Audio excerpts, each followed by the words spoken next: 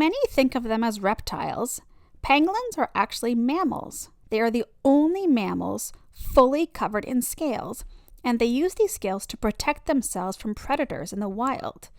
If under threat, a pangolin will immediately curl into a tight ball and will use their sharp scaled tails to defend themselves.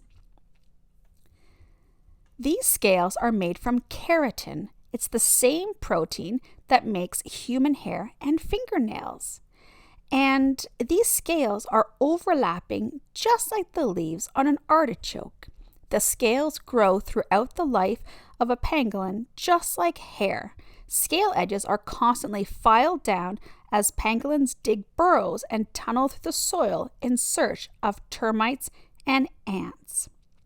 Interestingly, because they're mammals, pangolins' undersides do not have scales and they're covered with just a little bit of fur.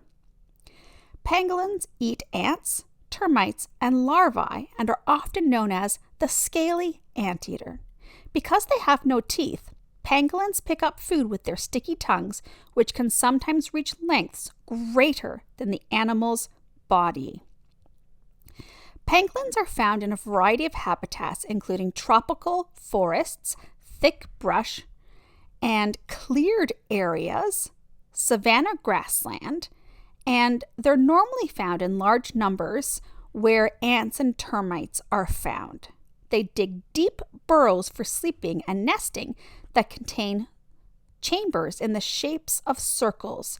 Large chambers have been discovered, and they can be big enough for a human to crawl inside and stand up. The first thing I'm going to do when I'm getting ready to draw is to practice some basic shapes. Let's first practice some circles. I'm going to hold my pencil loosely, not too close to the tip, loosely back a little bit, and I'm going to use my whole arm. You can see that my wrist is not bending like that. It's not bending in the middle. So I'm going to loosely draw some circles, keep going around, and I'm just balancing on my pinky finger there. So go around and around and around for some circles. I'm staying very loose, using my whole arm. My whole arm is moving. And some bigger circles.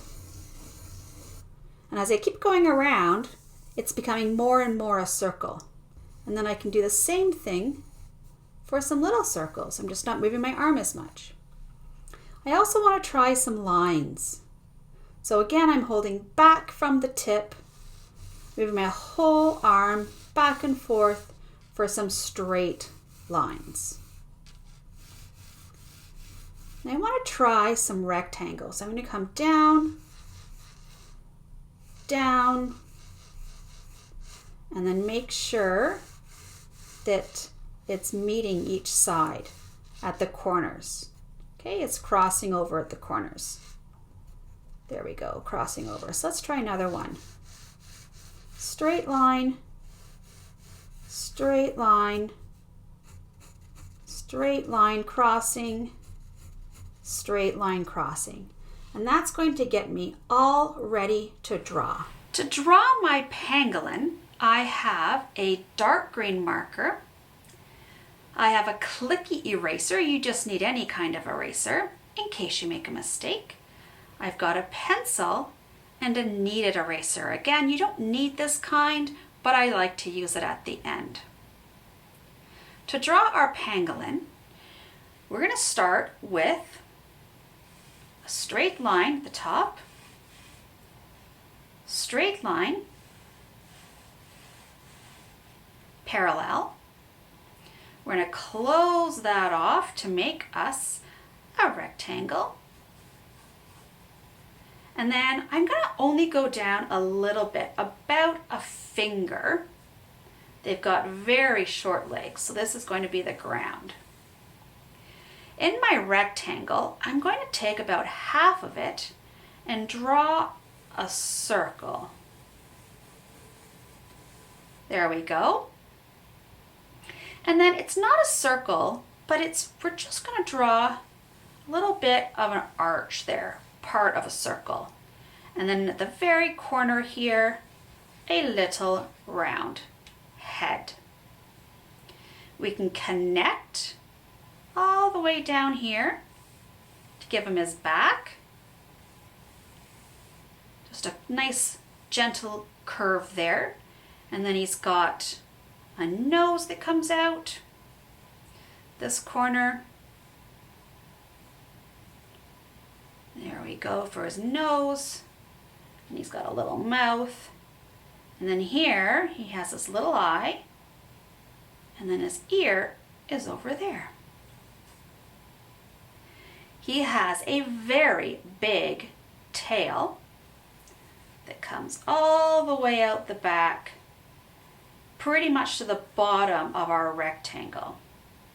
And then we're going to go up a little bit here and then down to meet up our other line. And that is its big tail. Now its legs are quite short. So we're going to come down and just give him some pretty short, simple legs. There's the one, and there is this other one.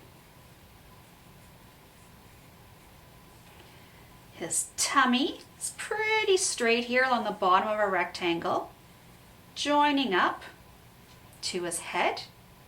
And then his front legs come just, the arch that we made comes just behind it, and then really on an angle straight out there. And he's got big claws. And then his other leg really just comes straight out there. Bit of a point and some claws on the end. The next thing I'm going to do is take my kneaded eraser, and I'm just going to lightly go over top just to get rid of some of the dark marks from my pencil.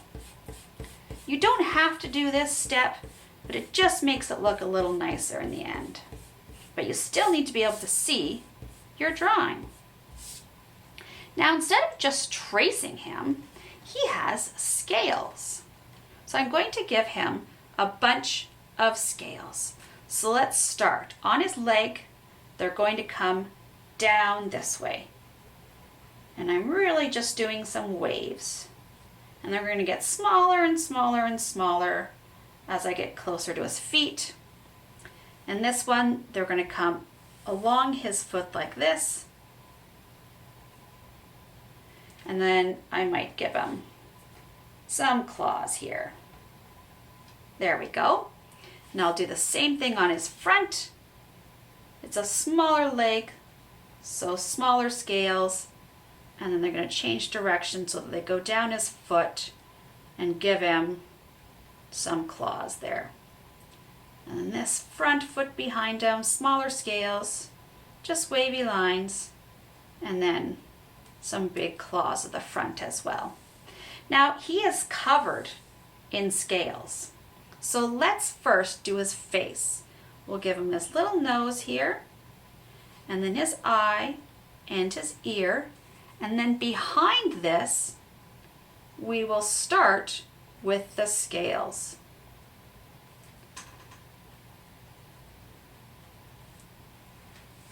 All right, so they're going to get bigger and bigger and bigger as you go along its body.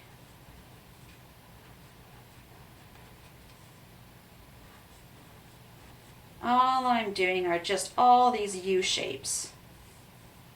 And I just keep going and going and going. And as you learned, this guy's a bit interesting. He is a mammal, but he does have scales. Normally scales are for reptiles, which makes the pangolin a very unique animal. It is a mammal with scales, and it uses them to protect itself, mostly from predators. So I'm just going and going with the scales, and I'm moving along towards his tail.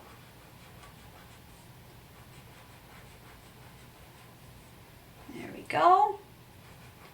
Continuing down. And just staying between the lines that I already drew. Now it's getting skinnier and skinnier and skinnier towards the tail, so I can start to make smaller and smaller scales as I get to his tail. But I am staying between the lines that I drew before. Smaller and smaller as I get to the tip of his tail. And there we go. That's our pangolin.